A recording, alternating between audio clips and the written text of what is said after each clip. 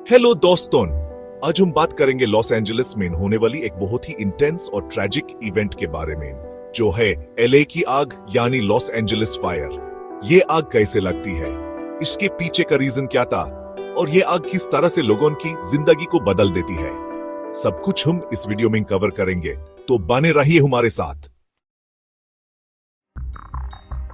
Los Angeles, जो कि California का एक विब्रेंट और बसलिंग सिटी है, बहुत बार अपने वाइल्ड फायर्स के लिए मशहूर रहा है। हर साल ये आग अलग अलग पार्ट्स ऑफ एलए को अफेक्ट करती है और लोगों की जिंदगी को कभी कभी बिल्कुल ही बदल देती है। वाइल्ड फायर्स यानी जंगली आग, जो नेचुरल और ह्यूमन एक्टिविटीज दोनों से हो सकती है, एलए में हर साल एक कॉमन अकरेंस है। तो आज हम देखेंगे कि कैसे ये फायर शुरू होती है और ये किस तरह से पूरी सिटी को अफेक्ट करते हैं। तो सबसे पहले let's understand what exactly is a wild fire. Wild fire एक ऐसी फायर है जो नेचुरल रिसोर्सेज जैसे कि जंगली इलाके, फॉरेस्ट्स और ग्रासलैंड्स को नुकसान पहुंचाती है। एलए की फायर्स में सबसे बड़ा रिस्क होता है ड्राई कंडीशंस का, जो कि यूजुअली हॉट समर्स के दौरान बढ़ जाती है। जब हवा तेज चलती है और टेम्परेचर हाई होता है तो ये आग बहुत जल्दी फैलती है। और जब आप सोच रहे हो ये कैसे होता है, तो समझिए कि एक छोटी सी स्पार्क भी एक मैसिव वाइल्ड फायर का कॉज बन सकती है। अब बात करते हैं कुछ बड़े वाइल्ड फायर्स के बारे में जो लॉस एंजलिस को इंपैक्ट कर चुके हैं। जैसे 2017 का थॉमस फायर, जो कि कैलिफोर्निया की हिस्ट्री का एक ऑफ द लार्जेस्ट फायर बन गया। ये फायर 280,000 एकर्स को डिस्ट्रॉय कर गया था और $1.6 बिलियन का लॉस हुआ था। इसके अलावा 2020 में बॉबकैट फायर ने भी एलए को अफेक्ट किया था और इसने 100,000 एकर्स को बर्न कर दिया। जब ऐसे मैसिव फायर्स होती हैं, तो न सिर्फ वाइल्ड लाइफ को नुकसान होता है, बल्कि लोकल कम्युनिटीज भी अफेक्टेड होती हैं। फायर फाइटर्स और रेस्क्यू वर्कर्स की हार्ड वर्क से ये फायर कुछ लिमिट तक कंट्रोल हो पाई थी, लेकिन जो डैमेज हुआ वो कभी पूरा नहीं हो सकता। अब सवाल ये उठता है, ये फायर्स क्यों होती हैं? कौन से फैक्टर्स हैं जो लॉस एंजलिस में इस फायर के रिस्क को बढ़ाते हैं? सबसे पहला रीजन है क्लाइमेट चेंज, जिसे हम सब जानते हैं। क्लाइमेट चेंज से ओवरऑल टेम्परेचर बढ़ रहा है और ड्राई कंडीशंस क्रिएट हो रही है। दूसरा रीजन है ह्यूमन एक्टिविटी।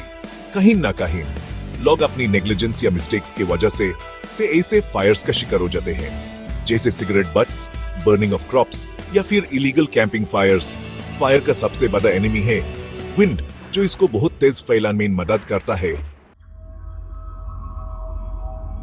लॉस एंजलिस की वाइल्ड फायर्स का इंपैक्ट सिर्फ नेचर पर नहीं होता, बल्कि लोकल कम्युनिटीज पर भी होता है। पहली बात तो फायर से प्रॉपर्टी लॉस होता है। घर, बिजनेस और हिस्टोरिकल लैंडमार्क्स तक जलकर खत्म हो जाते हैं। फिर आता है एनवायरमेंटल इंपैक्ट, वाइल्ड लाइफ मर जाता है और इकोसिस्टम का बैलेंस भी बिगड़ जाता है। लेकिन सबसे ज्यादा इफेक्ट होता है लोगों पर, जो अपने घर को खो देते हैं, जो अपनी जॉब्स और अपनी जिंदगी की हर चीज को लूज करते हैं।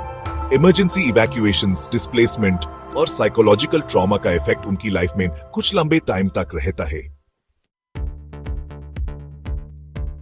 तो ये सब सुनने के बाद क्वेश्चन ये उठता है कि लॉस एंजलिस इस इशू को कैसे टैकल कर रहा है। चलिए देखते हैं।